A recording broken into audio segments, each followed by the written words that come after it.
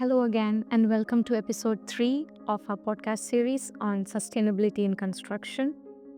I'm Vidya Vijayan. And I'm Sadequl from CDC. Thank you for supporting us continuously, and we are so happy for your support. Last week we talked about sustainable material in construction. This week we want to talk about the energy efficiency and the technology in sustainability and how it works. So, whether it's passive design techniques or high tech smart solutions like smart sensors, improving our energy efficiency is the most impactful way for our buildings to be sustainable and cost efficient in the long run. And since passive design strategies is the first line of defense, I would say today let's start with passive design strategies. So, when you talk about these, it's all about the building itself, helping to reduce the energy usage. And so there are few strategies that we can adopt which could be useful. So there is optimal utilization of our sunlight. We can position the building in such a manner so that we utilize the sunlight to its maximum potential. There is natural ventilation. We could place the openings in such a manner so that the airflow itself is taken at the most and it's utilized in an efficient way. There is air tightness, there is thermal insulation. We could use materials such as stone and bricks at the external envelope of the body, which would retain the heat or let's say regulate the indoor air temperature more efficiently. So all of this, we could say passive standards, which is like one of the most used in the UK, I think. Yeah, and now. yes, true. And then one of the social housing even win the prize for the energy efficiency in construction. So the good thing is not only the big corporate like we see in a Sunlight House in Manchester, where they have whole cladding is solar panel, especially a social housing which we know built by council, when have that kind of attention and technology involved. I think we are going towards the right direction, but I think everybody need a little bit of more detailed attention to it. Yes, so there are few more other than passive passive house standards. There are certain more that's being practiced in the UK and worldwide. So you can always dig deeper. And once we are done with the design strategies, passive design strategies, the next step forward would be to use the active systems and renewable energy resources. So one such example would be air pumps. We can use air pumps in the ground, and through there you can get the ground heat and transfer it over to the our inside of the building. Or there's another technique that uses the external air temperature, which again is then directed towards the building, and again it's another energy efficient method and it's a renewable one. And another one would be utilizing solar panels on the roof, as we call it, the PV cells. So you can install those on the roof and reduce your energy consumption by less or more than that. And another one would be smart sensors. You can use smart sensors in your lighting systems based on your occupancy and the hours of operation. You can control it mechanically. You don't have to do it manually. So again, that's a win.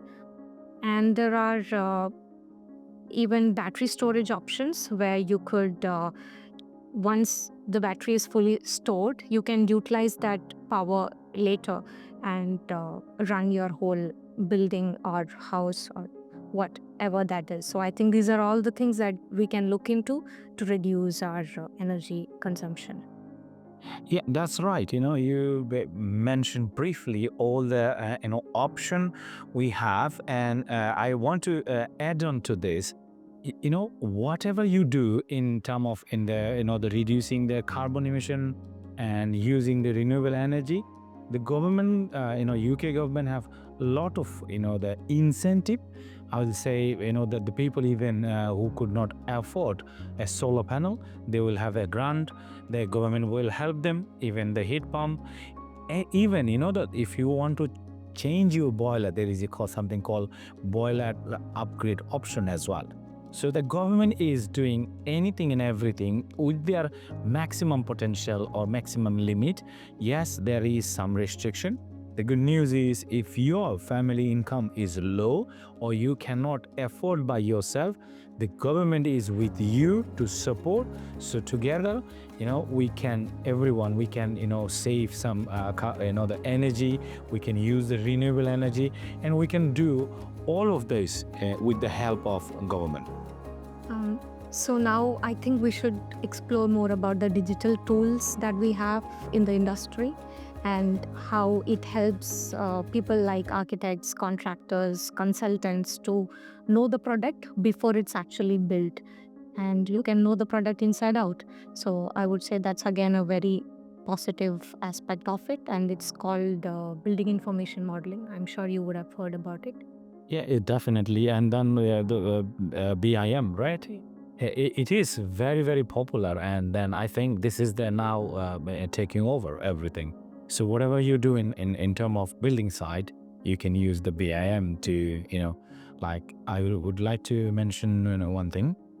So basically, you know what you are building, and you know how to build it, and you know how to control it. Not only in design time, because that is a so practical design, so you can have it like almost like a real. Yeah, true. And there are aspects of it, if I may add, like the technical side of it, where you can know the thermal, you can do the thermal modeling. So you get to know what materials to use, to what temperature. You can place those models exactly in those site locations. True. And you would know better rather than spending so much on the building. You will get to know, okay, this is where I should restrict, these are the things I should use, and then go for True, doing it real. true. Is always, what I learned the way is, anything in your life happen twice. One in your imagination, and then is a practical one. So information like modeling, it work like that, So as an architect, better building than better design than me, So it is something like your imagination coming to a place. Now, what we all are trying to achieve is the imagination you have for a building as an architect. So now we want to make it sustainable. Now we want to make it energy efficient. So that and it done before through your the BIM, it done before even start the foundation. So on your imagination of the building, now that building become so important for various reasons. One of them is energy efficiency. But obviously through that we are able to reduce the carbon. We can do so many things. So I think it is a wonderful tool, not only for architect, the whole built environment. True. And I think everyone should have an opportunity. They should explore more around the information modeling part of it.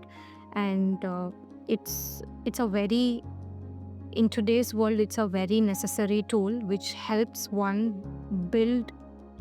In terms of sustainability, I would say it's the most reliant approach for anyone to go ahead. And there are organizations like BREEAM and certain other standards which we can follow to achieve these.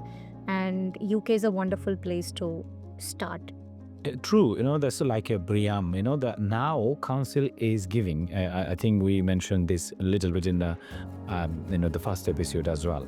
So this is the condition council is giving when you apply for a planning permission, or when you apply for a change of use. This means a certain use of your building was say an office building. Now you want to make it education, or it was a residential building, you want to make it commercial, or the cinema, or anything you want to do it. So there is a certain policy you have to follow. But the good thing is they are putting a condition as a BREEAM rating. That's make sure you use sustainable material, even as little as your demolition product, like your all the trash and the rubbish. How you actually process that, and you get some point for that. So the council giving that condition to you as your change of use condition or your planning permission condition, that give you a certain boundary. So you have to use certain product, and you have to do certain things. So that's because you want to change that and you want to achieve something. It could be a business purpose, like you want to change a few block of building or a few floors to education institution. So you have to maintain certain standard. I think that's good things. Like as you mentioned, Briam, I think government, from part of the government, I think they are doing regulatory wise. I think doing good. What do you think? Yeah, and I think the part that I missed, and it was the most important, which you picked up very well, the demolition and the waste. So construction waste is a big issue, and we can, if managed intelligently, we can make it. It's a very good approach. And coming back to the digital tools that we were talking about, building a digital twin of the actual project using building information modeling helps manage that as well. So I'm just adding on to it, and I think it's a wonderful idea for people to explore. And we have certain examples in the UK. We have the Forge, we have Bloomberg's headquarters, which have used certain smart technologies. The technologies that we previously mentioned are passive strategies and active systems. They have utilized such things and achieved or almost carbon net zero buildings, which is a goal. True. I would like to mention one thing. A recent visit of obviously I visited with my team to China, and I was super excited to see. We went to see with my colleague a lighting factory. A lighting factory means that those people are, like all this technological building. They supply the for big project lighting system, and there is a system the Chinese invented that you, from your smartphone, you control, and you control your heating systems, your lighting, even your curtain, everything you control from one device. But the beautiful thing is you can do it absolutely everything with your renewable energy, or like any source of energy that does not coming from like burning coal or making air. So I was amazed to see that the technology went so up. In the UK, I have not seen that. Or yes, there is a smart building, as you mentioned, 2-3, but those are high corporate. They got a lot of money. But what inspired me, what I feel like is optimistic, is the social housing one, and government giving a grant, a certain amount of contribution to people. Like even especially the people are on social systems, like we call in the UK a benefit system. If anybody have a house but they are on benefit, they can get solar system, they can change their boiler, they can change their windows, they can get insulated their house. So every single thing will improve the thermal conductivity of the house and can cut the carbon footprint. So the concept of smart home is one that we are putting forward. Yes, so it is. Yes. And so I think we've explored a few parts of the strategies. We have explored a few examples of digital tools that they could use into, and we have come up with some examples, your personal experience that you've shared. And I think it's a wrap for today's concept and the episode. So moving on, like the next session, I'm glad and I'm very optimistic about this one. We are talking about energy waste management and water management. So that's good, because it doesn't matter, how big or how small your project is, you have a role to play. As a project owner, you can be a residential home, or you can be a multi-story building, or a reformation of a big building or a small building. Every project, if we work sensibly, if we look after the environment the way we should, I think it will be a much better place to live. Yes, true. And on that note, I think we would like to end today's episode. Thank you for joining us, and hope to see you all for the next episode. And thank you. And let's build the better and with the smarter as a technology. True. Let's keep building smart And and building building better. better.